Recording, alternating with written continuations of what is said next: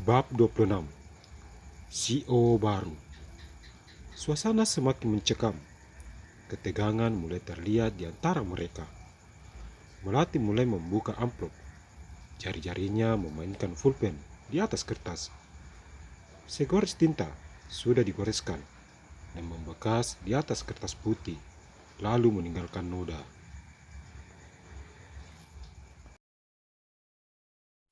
Melati kembali melipat kertas tersebut dan memasukkannya ke dalam amplop.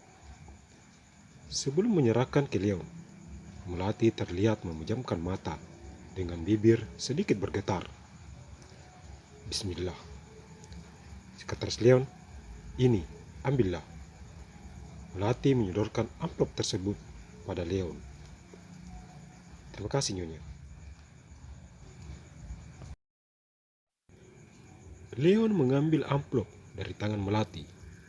Sebelum membuka amplop, Leon memukul-mukulkan amplop tersebut di telapak tangannya. Sementara itu di posisi Adnan, dia sudah terlihat panik. Perasaannya bercampur aduk antara takut, jengkel, marah, dan grogi, berbaur menjadi satu.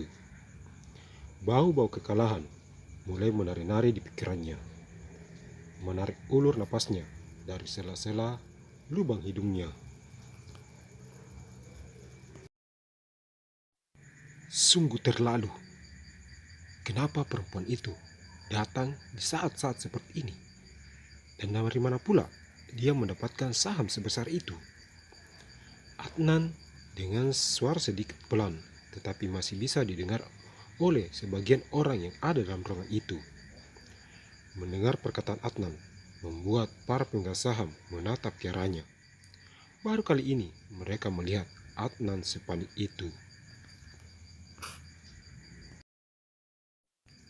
Sedangkan Saga hanya senyum-senyum penuh arti. Dia sangat yakin kalau posisi Sio kali ini akan berada dalam genggamannya. Hahaha, hancurlah kamu hari ini, Adnan. Kamu tidak akan bisa berkuasa lagi di Telegroup seperti dulu.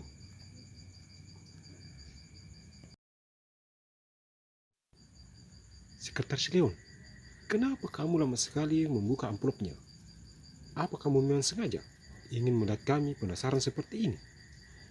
Ucap salah satu pemegang saham yang sudah tidak sabar menunggu Leon membacakan hasilnya. Seketika tawa pecah. Riuh suara para pemegang saham kini terdengar lagi.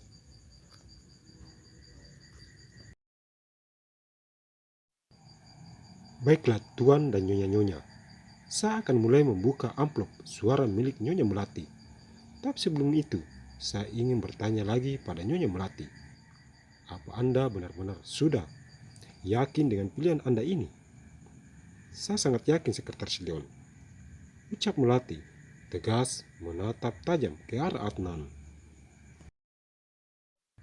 Adnan yang mendapat tatapan tajam seperti itu dari Melati bertambah yakin kalau hari ini adalah hari terakhir dia menduduki kursi CEO di perusahaan Thalia Group. Benar-benar hari yang melelahkan.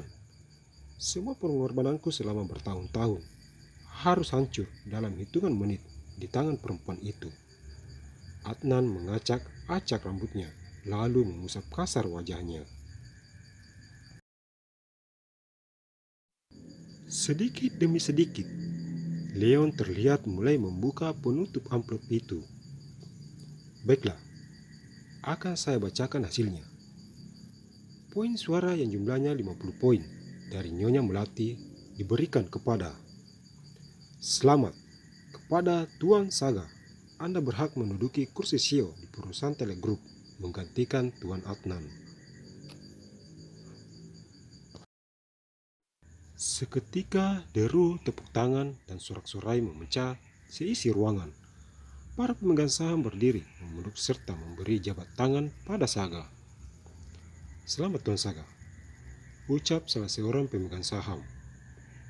Terima kasih Pak Hendra, balas Saga.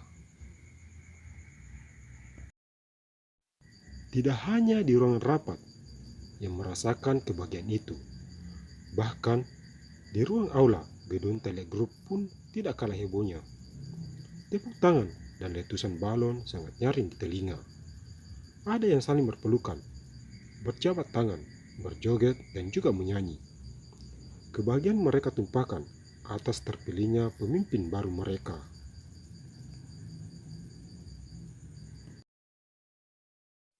Sangat disayangkan, perempuan misterius itu mematahkan langkah Tuan Adnan untuk mempertahankan kembali kursi CEO yang selama ini menjadi miliknya.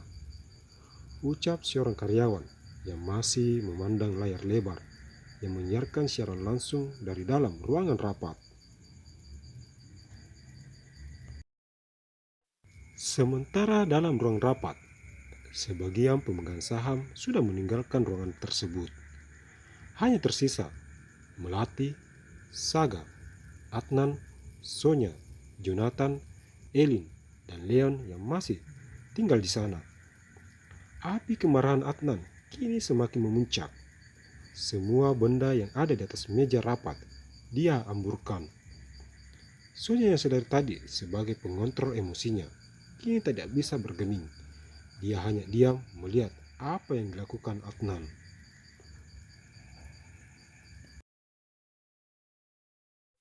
Saga, puaskah kamu sekarang?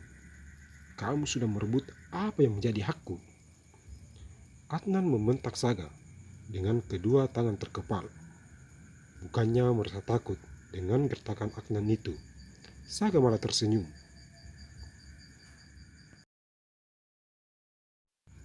Apa kamu sudah lupa kejadian 15 tahun silam, di mana kamu dan ayahmu Raka menyingkirkan ayahku sebagai CEO di perusahaan ini dan memperandakan perusahaan kakekku hingga tidak bisa bangkit lagi seperti sedia kala. Saga membentak balik Adnan. Ingatan Adnan kembali ke 15 tahun silam, di mana dia dan ayahnya menindas dan memfitnah Musa, ayah Saga. Itu wajar, karena perusahaan ini memang adalah perusahaan buyutku. Adnan membela diri. Seketika itu juga, Saga mengerikkan dahinya, lalu tersenyum sinis pada Adnan. Adnan, apa kamu sudah lupa? Kalau iya, biarkan aku ingatkan lagi padamu. Buyutmu itu adalah buyutku juga, jadi kita sama-sama punya hak untuk menduduki kursi kepemimpinan di Thalia Group. Dan kamu lihat sendiri barusan, aku berhasil mengalahkanmu dalam pemilihan. Itu artinya, aku lebih baik darimu. Kembali Saga tersenyum. Adnan begitu geram. Kursi yang ada di sampingnya segera diangkat, lalu dilemparkan ke arah Saga. Dengan gesit, Saga menghindar hingga kursi mengenai dinding dan hancur berkeping-keping. Sudah Tuan, tenangkan dirimu. Leon mengelus pundak Adnan untuk menetralkan emosinya. Adnan, kamu itu tidak pernah bisa berubah. Kamu lebih mengutamakan emosi ketimbang pikiranmu. Bagaimana nasib perusahaan Thalia Group bila masih dalam kepemimpinanmu kelak? Sudahlah Saga, jangan menambah keruh suasana dengan meladeni ucapan mereka. Suara lembut Melati hingga membuat Saga terdiam, lalu kembali duduk.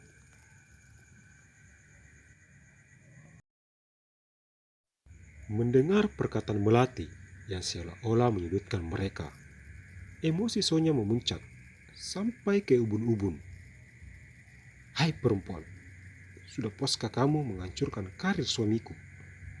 Oh, aku tahu, kamu mau jadi pahlawan kesiangan buat Saga agar mudah mendekatinya, bukan? Seketika itu juga, Melati mengangkat kepalanya. Kedua tangannya sudah dikepal di bawah meja. Merusak karir suamimu? Sonya, kamu itu cuma orang luar. Kenapa kamu begitu sibuk mengurusi perusahaan ini? Oh, jangan-jangan kamu mulai takut kalau Thalia Group tidak lagi memberi impuls dana ke perusahaan orang tuamu. Tentang mendekati siapa, kamu jangan khawatir. Aku bukanlah dirimu yang bisa menghalalkan berbagai cara untuk mendapatkan keinginanku. Beraninya kamu menghinaku dan juga memandang remeh perusahaan keluargaku.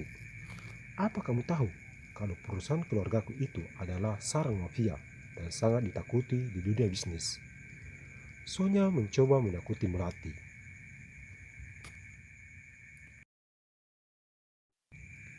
Kirain tadi sarang nyamuk, ternyata sarang mafia. Ingat Sonya, aku ini kartu matimu. Perusahaan keluargamu itu hanya sebatas ujung kukuku. Sekali kusentil, maka akan tinggal kenangan. Paham? Sonya diam. Dia tidak bisa berkata-kata lagi. Apa yang diucapkan Melati benar-benar menakutkan.